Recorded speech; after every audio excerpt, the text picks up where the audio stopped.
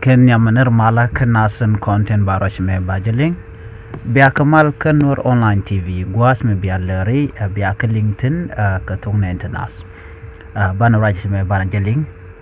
ken kononia me jira majidit kenur online tv channel de jogono jin nyaga kenasen ko ken ka gorno ba be subscribe ko belerity sha mala shukji ka shuja parwid ba enojin blus ki notification bell bije twine ko mete ka ler mishala srej be shwa mala shube kaji gwazan pailas rej kaje bi gorba en wojin bi metodo gori ko kor kemi shilash jeling bi charu bi ja kweng pingwas mo ko garu ko dor ki bi a comment en ler ban gajan gwasame shala dinene rewish ka mala kal shala do shade midi long chaje lointin ka kwi koren ci toktin shade midi long police ni kennedy ni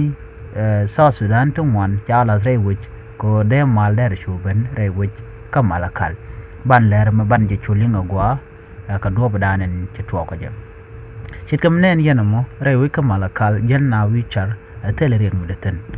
gwas ma chala do shiku ma fanal state keliu chede midi de long chajan rewich kamala kal ko bi malun jok rewich kamala kal ka kwi ko re ci to kam jani kana tare wi ka panal gwas missionary shop ka badak chik lutin kana jibon tungwan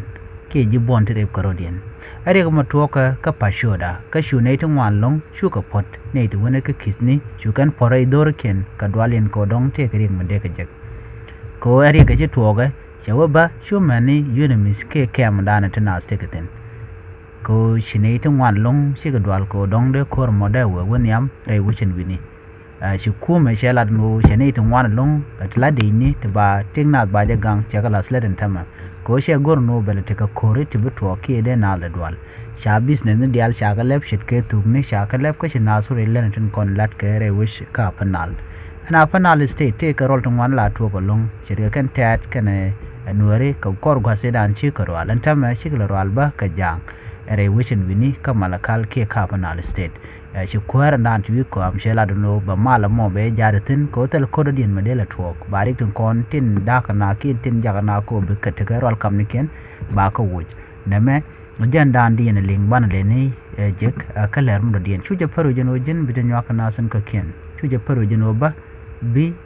YouTube me bi je subscribe ke bi notification bell bi je twine ko ler bi ka chwa mala ling ko tong na internas bi atakamal bye bye